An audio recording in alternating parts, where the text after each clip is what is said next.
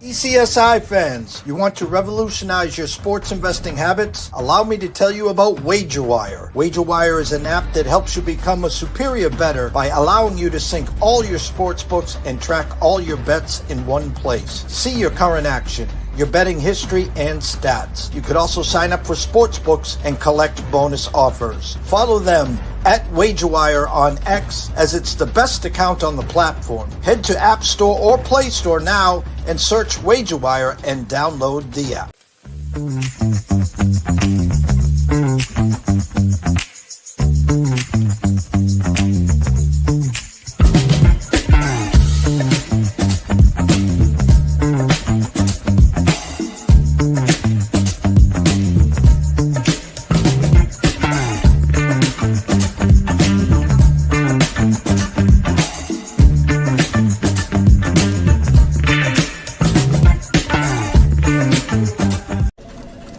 Jared, hey, we're gonna need you to tone it down with the Summer Friday thing, okay? What are you talking about? Well, for one, it's not summer anymore. Oh, really? Coconut. Also, who is this? I'm the caddy. Oh, he's my intern. Sorry, intern. I'm his intern. Yeah, he's doing a great job. No golfing in the office, okay? Summer Fridays are over. You can keep the Hawaiian shirt, but the rest of the stuff, all right? Are you grilling? Oh, yeah. Did you want a burger or a hot dog? No, grilling in the office. That's a good point. We should take this outside. No, that don't. You put that right back down. Yo, it's all in the hips. Oh, dude, come on, we gotta go. Let's go.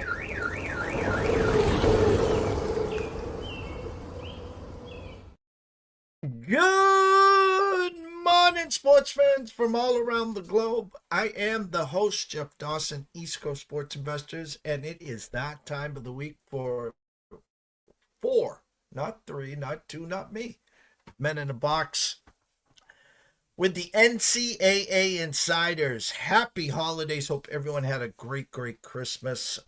Good to be back. Good to see some bowl games on the board today, as one is going through the roof right now. I gotta ask these guys. Syracuse opened up 5.5-point favorites, now 17.5. I think Washington State is bringing the championship intramural team. I don't know what's going on there, but expect not much from the Washington State side, but we'll get to that, of course. So first and foremost, a shout out to our proud sponsors and partnerships. It's WagerWire. Head on over to Google Play, download the app. It is free. Travis Geiger, CXO of WagerWire, will be here live at 1:30. So we're going to go a year in review and what to expect with WagerWire moving forward into 2025. Viva Tequila Seltzer, new flavor, Lemon. Go try one where you drink adult beverages. And last but never least, Atlanta Steaks and Seafood. Terry Smith, go follow him on Facebook. Then head on over to atlantasteaksandseafood.com. Steaks, chops, appetizers. He's got you covered through the rest of 2024 into 2025 throughout the bowl season, the Super Bowl, and then we'll get you to spring and some real grill season. So without further ado, and of course, Mr. Elijah Cox, the man behind the glass, can't do it without you. Let's bring the boys in, Matt, Nick, and Q. What's up, boys? What's going on, Jeffrey? Jeffrey, happy holidays. Happy Morning, holidays. Jeff. Well, you know what? I can't watch a Notre. I am ruined now. I can't watch a Notre Dame game without thinking of Nick on the couch throwing stuff, sweating bullets. I got a text at around 2 a.m. All right, I can talk now after the game was over, which that game was over in the first quarter. I knew once Indiana, when they were driving through that pick, they needed to get out early. They wanted to say the stage was too big, a little too late there. Nick, congratulations. What'd you think of the Notre Dame Fighting Irish? Appreciate it. Yeah, I mean, it played out exactly as I think how I said on the show it would. We agreed that Indiana needed to get out early because if you get behind and just let kind of Notre Dame's athletes and offensive line, defensive line kind of weigh on them, then they just kind of beat you up. And then when it really clicked that the game was kind of over, was when Indiana couldn't run inside at all, and they kept having to run like sweeps and a couple trying to get fancy with a couple reverses, and you just can't outrun Notre Dame to the corner. So that's kind of when it was sealed. And then, yes, I mean, they played well, looked great, didn't have to do much in the second half. I know one of the, immediately the first question Al Golden got during his press conference was, well, how do you feel about Indiana kind of sneaking back into the second half? And his quote for quote was like, dude, we played the most vanilla defense in the second half. Why would we show anything for Georgia next week? So, yeah, happy with it. All you try to do is you win and move on. Survive in advance. Shout out to Mr. Smooth Sean Alvarez. Happy open in Santa Anita yesterday. Hope you crushed it, kid. Matt, surprised with anything last weekend? I mean, unfortunately, we watched the Indiana Notre Dame game on Friday, and then right off the rip, Penn State ripped the heart out of SMU. Tough spot. Texas team, warm weather team, cold, Happy Valley, high noon. Penn State just kind of took the heart right out of them. But what do you expect? I mean, all four games, everyone complaining after every game. Alabama would have done better. Alabama, blah, blah, blah, blah, blah, blah. I saw an SEC team called Tennessee. I don't even think they still showed up to Ohio State. So what'd you see over the weekend? Yeah, no real surprises for me. I think everybody took care of business that I thought would. SEC's hypothetically 500-0, right, in every single matchup. Tennessee, complete no-show. That may have been the biggest surprise. I thought their defense would play a lot better than they did. Ohio State really just kind of did whatever they wanted to. But other than that, I mean, it was a pretty boring slate of games for the first college football playoff, being 12 teams. Q, welcome back. Happy holidays.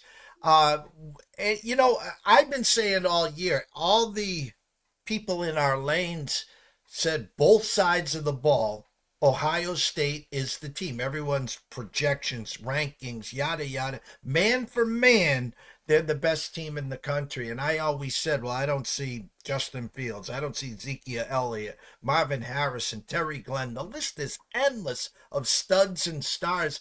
It's just been business as usual. I'll go on record and I'll say this to you, Q. If they can duplicate that performance, I'm just going to say it right now, they're the team to beat, Q. Yeah, I agree. I think the Michigan loss was the best thing for them. I mean, it was absolutely demoralizing, not only on the field, but they had to listen to it for 2 straight weeks. You got Dave Portnoy showing up to the playoff game, flying a flag, extend Ryan Day. Like, that stuff really, I think, set the tone for quite frankly, the ass whipping we saw. Tennessee was my huge surprise. I thought they would actually play well. It's not that, different weather-wise for them, and they just didn't show up. I think they made the SEC look really bad by that. But I will say, and I'll defend Kirk Herbstreit on this, I know Matt and Nick kind of laughed at it too with the 500-0. I think this was a complete bust for the first round. The only surprise, I think, was the Tennessee blowout. The other games, maybe the score didn't necessarily indicate it in the Notre Dame game, but because Notre Dame did play that vanilla defense, that was some of the worst football or most boring football for a playoff slate I think we could have imagined. Now, I will say this. I'm not one of those that says Alabama would have walked in there and beat somebody. What I'm saying is Alabama would have given a better effort against Notre Dame. Alabama would have given a better effort against Penn State. They maybe have lost, but they wouldn't have lost by 33, or quite frankly, the 10-point loss to Indiana was much further than that. We're not putting in the best teams, and people can hate me for it. South Carolina is one of the hottest teams right now. I think they could have hung much better than multiple of teams in there, and I'll stand by that. Are we going to put the most deserving and have terrible games, or are we going to put the best and at least have, maybe 1 or 2 blowouts, but 2 really good games that we didn't get to see? Well, I'm going to take it. My brain doesn't stop at the gerbil, the wood, whatever you want to call it. And I started playing a game here. And Nick, I'm going to give you first shot at this. Everyone's complaining when we had the Final Four, the teams 5, 6. It's always an SEC team, of course, that didn't get in that we know. And we know that the SEC usually top to bottom is the strongest conference. But if you can't win your conference championship, how can you win a national championship? So I got a little game here, Nick, and I'm going to start with you.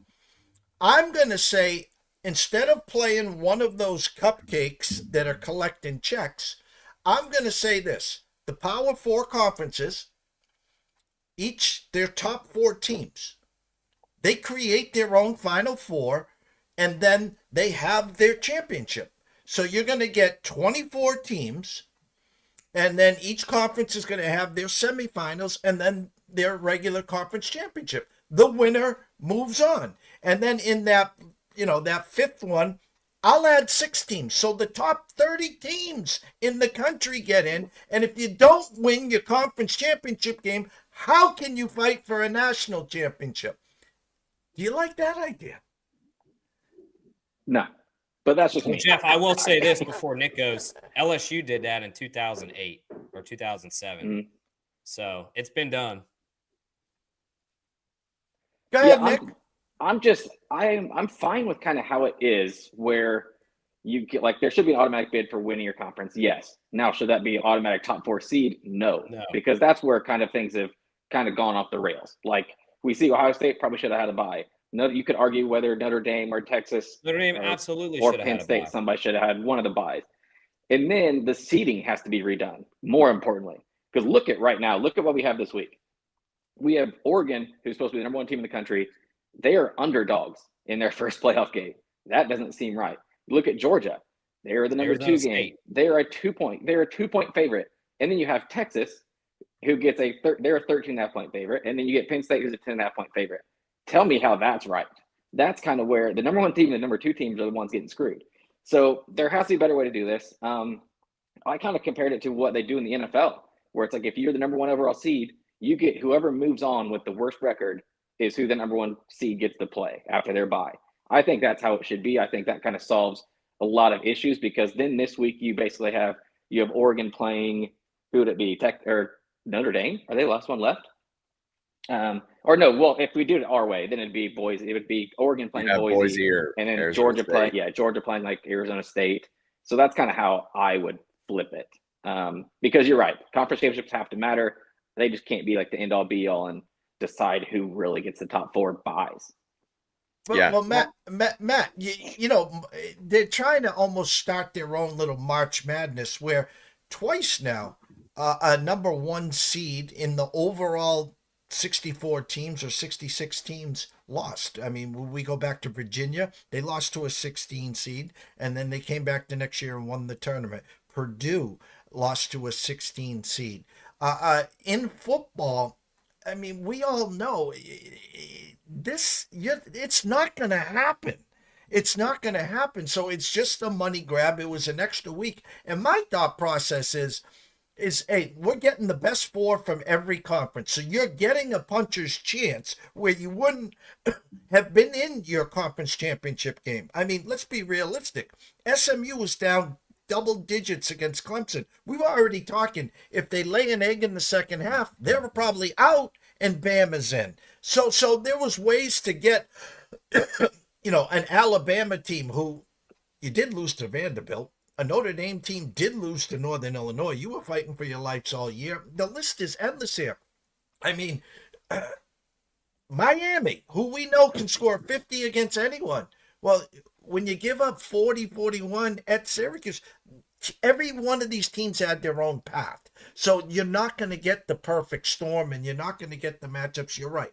Arizona State and Boise should not have gotten bye weeks. But, Matt, I'm going to lay this one on you. Notre Dame at the Circa, who we all respect, opened up -1.5. It was there for a second against Georgia. All the money came in on Georgia. Now they're 2-point favorites. We all know Jeffrey Benson if he wanted Notre Dame money, Georgia would have opened up at 2. He wanted Georgia money. That's hence why he opened Notre Dame at 1.5. Surprised there, Matt? No, not really. But I want to touch on one more thing with the college football playoff. Whether they go to 16 games or 16 teams or keep it at 12, the seeding, like Nick said, stole the words right out of my mouth. That's the fundamentally broken part. Oregon shouldn't have the toughest path to make it to the national championship when they did everything right all season long. But that being said, I think Notre Dame, I'm not buying Gunnar Stockton yet. And without Carson Beck, who we knew, if Carson Beck all season long was your best option and that's what you got, and this is the Georgia team you get, now you're inserting Gunnar Stockton. I think Notre Dame's defense is going to rattle him. I haven't bet it yet, but I'm leaning more towards Notre Dame, especially if I can get close to a field goal out of it. Hugh, we're going to get into this weekend's bowl games in a second here. Early thoughts on New Year's Eve or New Year's Day. Is there anything that you're looking at that kind of surprises you or something you already got in pocket? Yeah, I already bet Georgia money line. There's two, Kirby Smart, it's really hard to beat him. You've given him 2 weeks to kind of get Gunnar Stockton ready. The reason I kind of lean to that too is, look at Cardale Jones and what Ohio State did, right? Everybody kind of wrote them off when their 2 quarterbacks went down and they win the national title. Notre Dame, I think, drew a really bad draw. As Nick said, they should be playing Boise or somebody like that. But you're playing Georgia, and when you give Kirby Smart 2 weeks, I mean, that guy handles his business. They're going to be ready. It's going to be a lot of running, I think, to limit Stockton throwing. You're going to see a lot of quick screens and things like that, because that's kind of the Ladd McConkey offense that they like to run. And they always seem to have, a Ladd McConkey type player or a tight end that can start to catch the ball. So I've already bet them. Jeff, I wanted just to go back. I think the way we solve all this problem with the 12 team, go to how the NFL is structured or how college basketball structures, and get rid of those cupcake non-conferences, ACC, SEC challenge, Big 10, Big 12 challenge. Then everybody's got a schedule to where you could say, hey, well, they did go 2-1 against SEC or 3-0 or vice versa.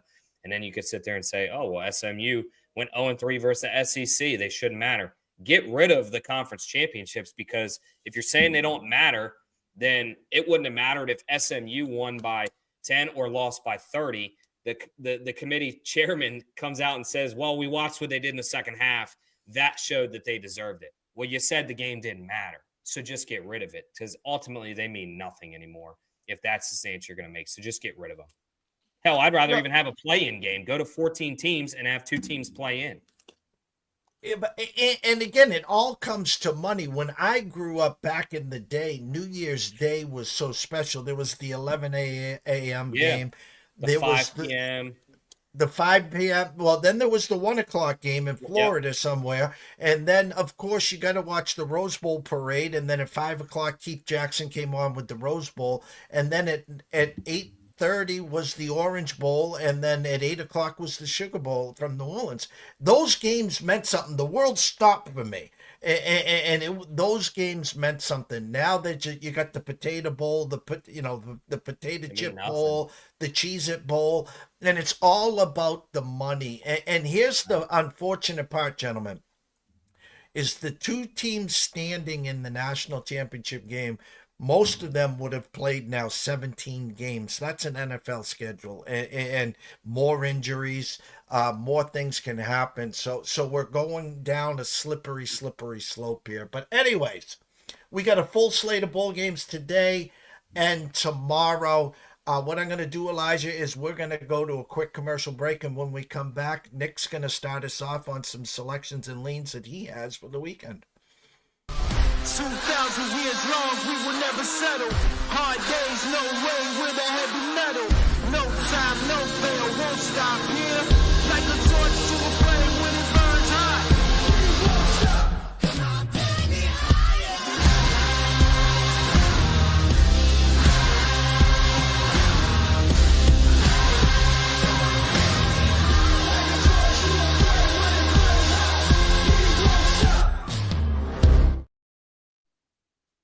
Here you go, Nick. The stage is yours.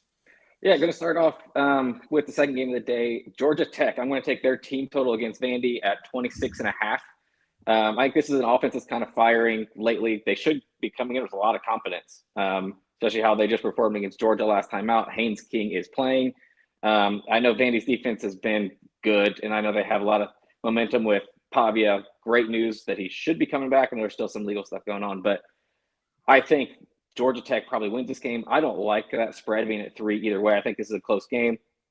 But I think with the Georgia Tech offense, their rush offense especially, I think they can get to 27. Second one, I'm going to wait. I haven't played this yet because this A&M USC line is moving down, which is kind of surprising me. I think A&M is the better team. For some reason, I think everybody's kind of buying into Lincoln Riley usually does do well in bowl games. Like he kind of gets his guys up for it.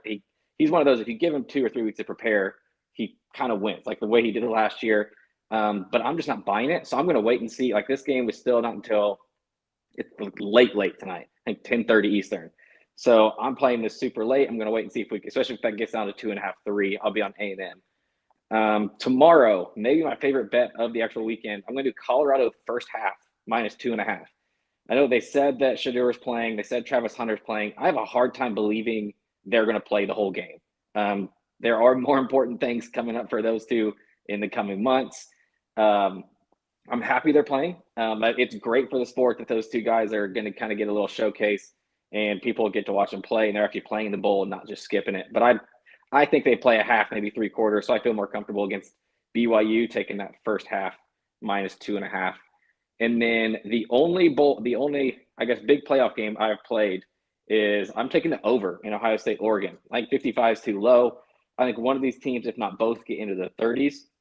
Like we saw Ohio State's defense shut down Tennessee. I think that was more of a Tennessee problem. They could not block at all. Oregon doesn't have to worry about that a whole lot with those pop passes. I do think Oregon wins this. So I'm waiting on, this is another one I'm waiting on. I'm waiting to see if we get to a +3 for Oregon, then I'll take it. Because if it moves the other way, there's not a huge difference if I get +2.5 or +2 for Oregon. So I might kind of split some on the money line there. But I do love the over 55 there in that game. Elijah, quick commercial break. When we come back, Quentin Mills.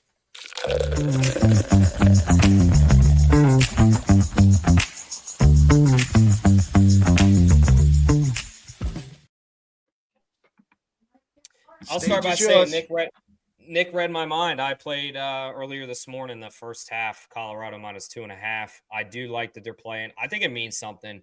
I think Shedeur and Travis really want to get Dion that 10th win because of, all the criticism they faced last year and then coming into this year.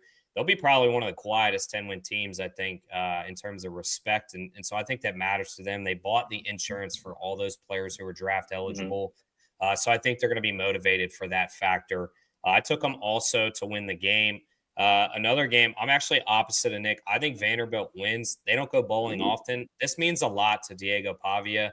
Not only is he coming back next year, but I think he wants to show that Vanderbilt means business. They can end the season strong. I think they had a very underrated 6-6. They played a lot of good games, a lot of close games. They were right there, and they want to end the season there. And then I haven't played it yet.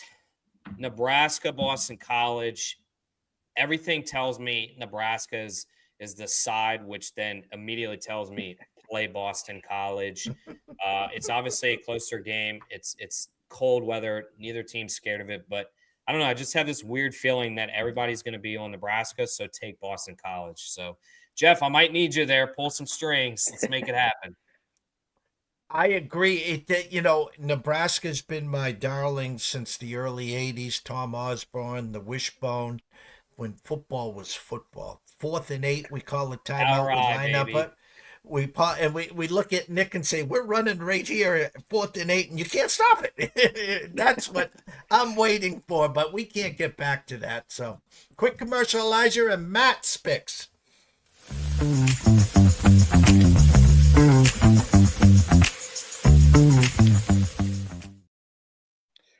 All right, we'll start with one today. Vanderbilt +3. It's Diego Pavia as a dog once again. I'm going to roll with them. I think, like Q said, this is a an underrated 6-6 team in Vanderbilt. I think they're going to be the better team. Georgia Tech dealing with several transfers. And this has been a lot of just monitoring transfers using our website here. It's like pretty difficult to do it, but this is what we're here for. Arkansas, Texas Tech. This total has dropped from 61.5 down to 51.5. I'm on the over. Texas Tech is 114th in pass defense success rate. I think Taylor Green playing is going to be the biggest thing for Arkansas. They'll be able to move the ball. Isaac Tesla is going to be able to show what he can do. He's kind of been the hidden guy on that lineup all season long. It also looks like Tyrone Broden's going to be back. So if he can shake off his concrete hands and actually catch a ball, I feel like they'll be able to move the ball a little bit. That in conjunction with Arkansas team total over 13.5 for the first half.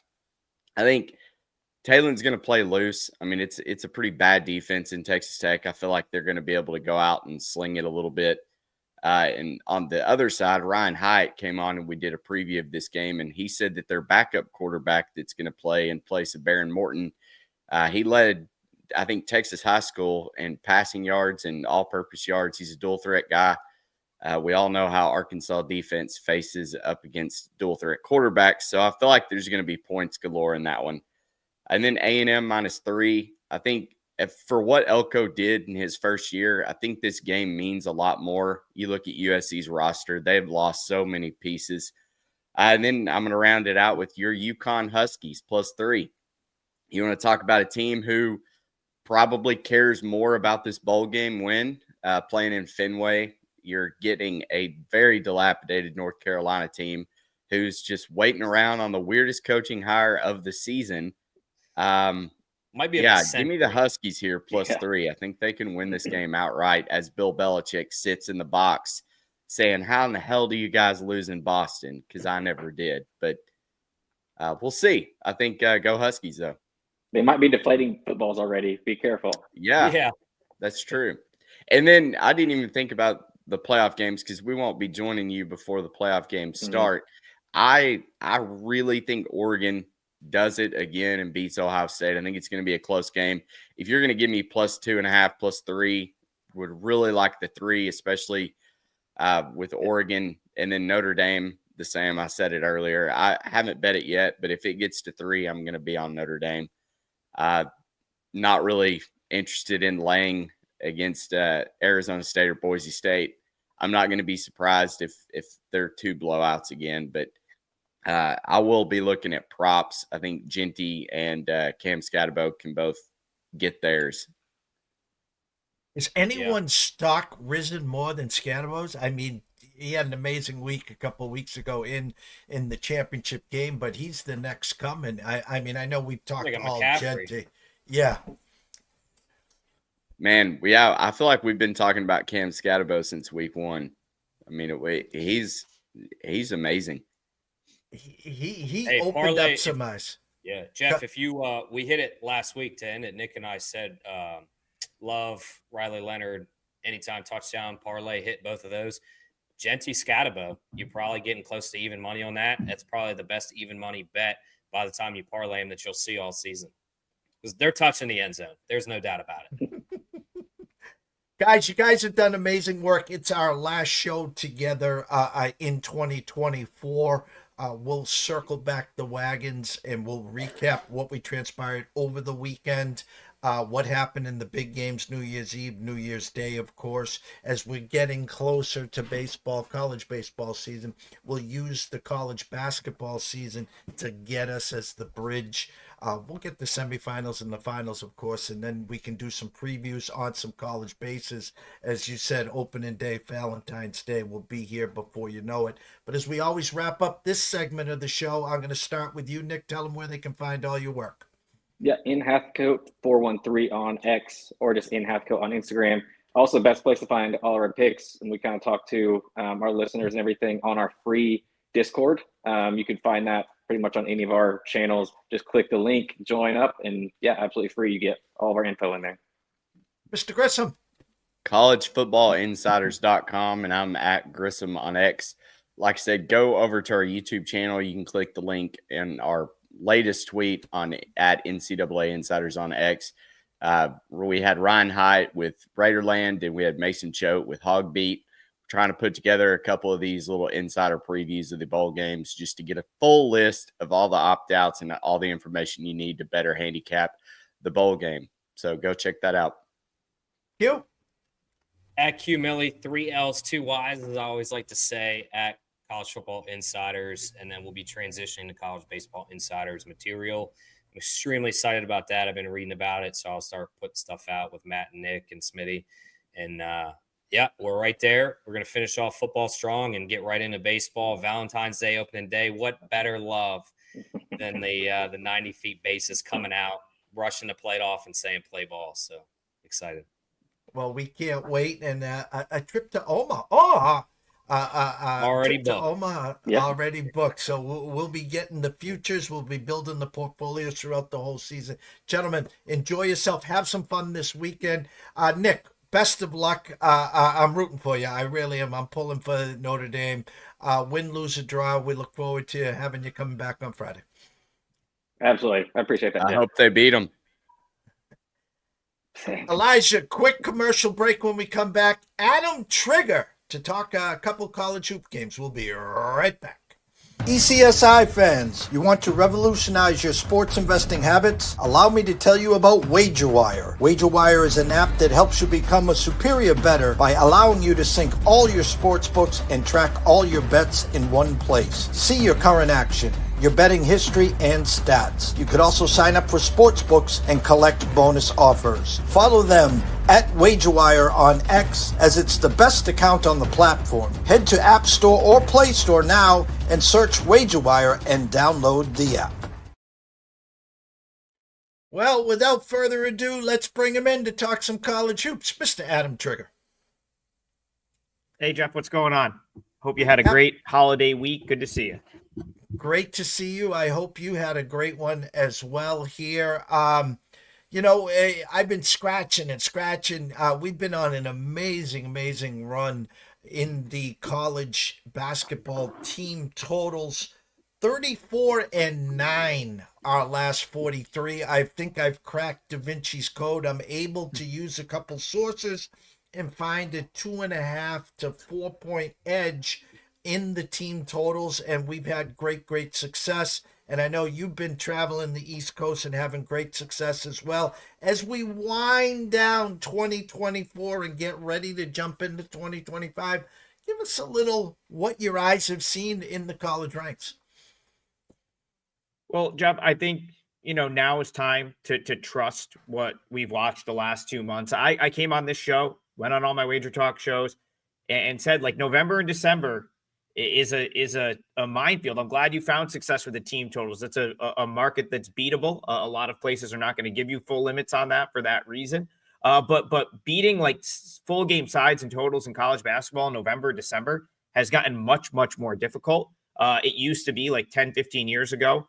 If you came in prepared, you were pretty much guaranteed to be able to pick your spots and make money. And that's just not the case anymore with all of the moving parts that are college basketball at this point, and the new rosters and the feeling out period that is November and December. So I had a pretty good week to end, or this last week was a really good week for me. Getting to the end of the year, kind of around even, I feel like is, I'll take it, right? Because we survived November and December. And I think if you've done the work now to this point, it should pay off January, February, March. So I'm looking forward to having some in-season data to apply to what I thought these teams would be.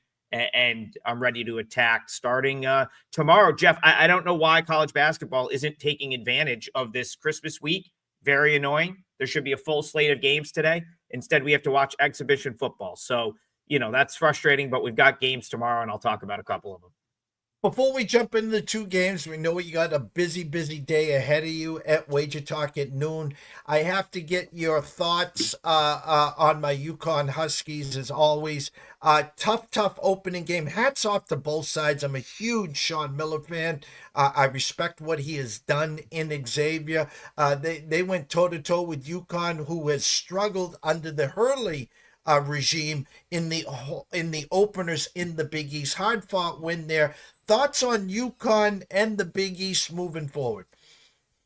Well, my thoughts on UConn, like if they continue to get priced like last year's team, they're going to be a good fade against the number.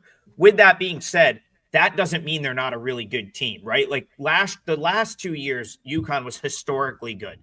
I think it's safe to say this year's team is not the caliber of team that they had the last 2 years, but it doesn't mean they're not still a really good team. And so that's kind of how I'm kind of like willing to attack the market with them is, you know, are they going to continue to get priced like last year's team? If that's the case, then it's going to be a good team to bet against. That being said, am I dying to just go out and fade them, especially when they're playing, you know, some of the inferior teams, or even better, Jeff, the teams that are perceived as good, but just aren't on their level yet? Like, I don't know that I want to, like, you know, take like DePaul plus a bunch of points against them going out to Stores or something like that. But when they play a team where, you know, like a Marquette or like those types of teams where the other team maybe gets a little bit of love, that might be a good spot to bet against you, or to actually back UConn, because this is still a very good basketball team that has an elite coaching staff that might be as equipped to prepare for a team as any. So they actually present a pretty challenging handicap for that reason, in my opinion. You got two games that you want to break down. Syracuse, Ken Palm right now has them 80-67 winner, but I'm going to give you the stage to break down Syracuse tomorrow. Yeah, you want to talk about a bad basketball team? We'll talk about the Syracuse Orange. This is a complete disaster. This is kind of where I expected this to open up, 12 to 13 point range. I make this Syracuse -9. So I might take Bucknell here. I kind of want to see where the market settles. It looks like Syracuse actually took money at the open. I think this open first book to put this up had this, I think 12.5, and we're now at 13.5. But it really can't be understated what a disaster Syracuse basketball is right now. Thankfully, the football program is playing good. It's actually taking some attention off of how bad the basketball team is. And I think, like, I mean, the fact that a team like Bucknell, who's respectable, and I'll talk about why, is going to come in here and catch 13 really makes me want to take a shot with the dog. So, you know, Syracuse has been without J.J. Starling, who's the best playmaker on the team. And they've been pretty much a mess without him. And the other thing that's worth pointing out before we even get into the handicap, Jeff, is Syracuse recent history has struggled with teams like Bucknell. And when I say teams like Bucknell, I mean the mid to small major that's somewhat geographically located, right? Bucknell's only a few hours away. That comes into the Dome and is playing like it's a big game for them, and it's like a game Syracuse should win. Syracuse has really struggled as the big home favorite in this spot.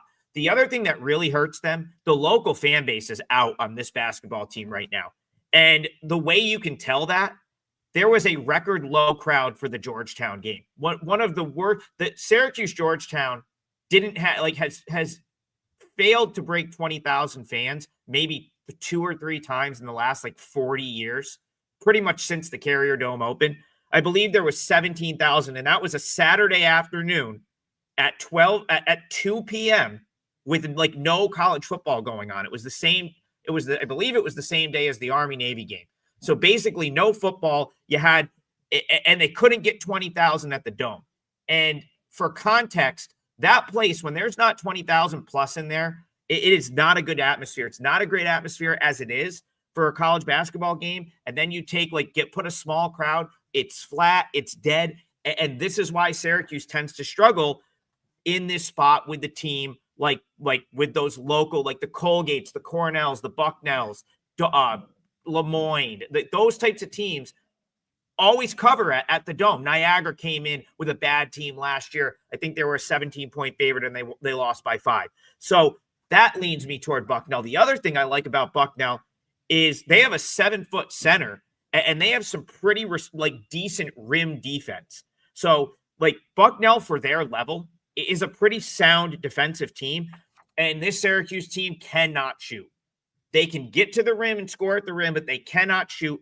28.9% from three. It's 341st nationally. Noah Williamson is the 7-footer in question. He's legit. He can guard Eddie Lampkin. Like, Lampkin's not going to be, he might be more physical, but he's not going to be able to score over him. And that's a concern. So, Bucknell, a good defensive team, can take away the rim. They've actually done a good job at turning opponents into 3-point shooting teams. That is a nightmare scenario, in my opinion, for Syracuse to cover a big number because they just don't shoot it well. And without Starling, they don't have the guy that can kind of like cook off the dribble, get to the rim, and get a bucket. So that's a big-time concern for Syracuse in this game. Bucknell, 6 straight losses, but this is kind of a big deal for them. And I want to point out, they've played 3 power conference teams, Jeff, and they're 3-0 against the spread. Kentucky, Maryland, and Gonzaga. Bucknell didn't win any of those, but they covered big numbers in all of them. I thought the Bison were pretty impressive against Gonzaga recently. And Syracuse just got obliterated by Maryland. Bucknell covered against Maryland. So I think this is a huge number, and there's a good chance I'll be fading the Orange once again tomorrow afternoon. Our one loss on Saturday, Syracuse team total over 69.5 at Maryland. We had them scoring around 73 to 74. They scored 17 points in the first half, and then It's so bad. They got 40-something in the second to make it look good. So I love and Jeff, I want to throw one more thing out there. The one game that Syracuse covered as a big favorite this year was the Albany game. Albany cannot defend the rim. One of the worst rim defense teams you're going to find in the country right now. They just cannot defend the rim. So Syracuse was able to just do whatever they wanted at the rim. They will not be able to do that against Bucknell. And you talk Georgetown, Syracuse, we go back to Patrick Ewing days. We go back to the great Syracuse. That was must-watch TV. The world stopped when those two played. So shame on Syracuse there. The other game you want to break down, Marshall at Elon. Ken Palm right now has Marshall 75-71. Yeah, I'm going to look at the total here, and it's. I think I could maybe make a case for Marshall plus the points. But I think the better bet in this game is the under. And I think this, right now at the range it open, I think you said Ken Palm has this 4. I kind of make this right around 3.5, 4, all things considered right now. So 5.5, definitely on the side. I would look toward Marshall. But I think this might be a little bit difficult for Marshall to score. And so that's kind of where, and I'm very high on this Elon team this year. And the reason I'm so high on them is what they're doing defensively, which is why I want to look at under 145.5. So, Elon, the big thing here is they're probably still without TK Simpkins, who left the East Tennessee State game with an injury. He was on crutches after that game. He did not play against Greensboro. It really hurts them offensively, Jeff, but I don't think it's as impactful defensively because his twin brother, TJ, so you've got 2 twin brothers that look exactly the same, TK and TJ Simpkins. TJ's been coming off the bench. They're just going to slide him into the starting lineup, and he is the better defender of the 2, in my opinion. So I don't think this hurts Elon defensively, but losing TK Simpkins on the offensive end is impactful. I think he's their best playmaker and arguably their best offensive player. The reason this Elon defense is so effective this year is they have a 7-foot center that they grabbed from Division II named Matthew Van Komen. And what he's allowed Elon to do is play this zone that they're now able to stretch outside the 3-point line. The reason they can do that, this dude is 7'4". If you beat him baseline, he turns around, puts his hand up, says, okay, I'll take that. I was at the Elon Wofford game the other week. Wofford was a team that has nothing inside. They were forced out past the 3-point line. And every time they got in the paint, it was an easy block, an easy rebound, and Elon was going the other way. Marshall, this is just a bad matchup for them because of 2 things. One, they want to play fast, and Elon's very good at making you play slow. 2, Marshall will take ill-advised 3-point shots, and Elon is very good at making you take a 3-point shot that's maybe 3 to 5 feet further than you want to take the 3. Why is that a bad thing for Marshall? Because not only will they force up some bad threes, they don't make them. 29.1% from 3. That's 337th nationally, one of the worst marks in the country. So it's just not ideal for like what Marshall wants to do. get up and down, play fast. Elon's going to get back on defense. They're going to sit in that zone, force Marshall to run a little half-court offense, and then they're probably going to force him into a three, where if they don't make them, it's going to probably look like the second half last week against Greensboro, where the threes stopped falling and Greensboro could not score. And admittedly, I tried to front run some of the injury news for Elon. I played Greensboro. They had a 14-point lead at halftime against Elon last week. As soon as they figured out, or as soon as the threes stopped falling, Greensboro could not score. I fear something similar happening to Marshall if the threes aren't falling. And if you look at Marshall's season, 337th nationally in three-point shooting, the threes might not fall. 29.1% from three this year. That's just not very good. Like I said, Elon, not really going to be affected on the defensive end with TK out, but he is one of their biggest playmakers. So for that reason, I think the under is the better play here. 145.5 seems like a lot of points. I've got this one somewhere in the 60s, and I think under is a pretty good bet. Adam, the scroll has been going the whole time. Everyone knows to follow you on Twitter at Adam Trigger WT. Tell them where they can find all your work and what you have this weekend and moving forward at Wager Talk. Yeah, all plays at Wager Talk. Right now, there's a coupon code for all of my college picks. Call it college basketball picks from now through March Madness. It's coupon code TRIG349. That's good for the rest of the weekend. If you want to hear me ramble on about some football in about 10 minutes, head over and tune into Wager Talk today. I'll be leading that show off, talking a couple of these exhibition football games, Jeff, as I like to refer to them as, and then an NFL game. So we've got that show going in 10 minutes, and you can find me on there. And then, of course, I have a daily college basketball show on the Wager Talk YouTube channel where I rapid fire 4, 5, 6 games. We're doing that every day. That'll be back tomorrow when college basketball resumes. So check that out. That's free, either on Twitter at Adam Trigger X at Adam Trigger WT and on the Wager Talk YouTube channel. Adam, blessed and honored to have you. Have a great, great weekend. Enjoy yourself, and we'll catch you at the same time, same bat station in 2025. Love doing the show, Jeff. Thanks for having me. Happy New Year. We'll see you next year. Take care, Adam.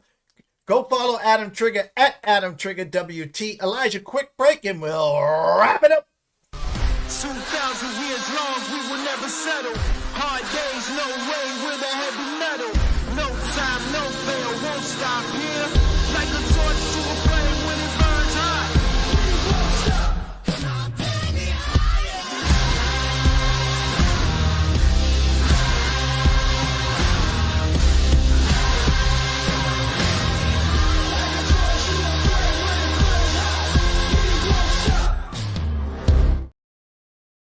Oh, love me some Fridays. Let me tell you, started off at 10:15 at Andrew McGinnis YouTube station at Twitter. We had over 200 people listen to us talk some hockey, some World Juniors.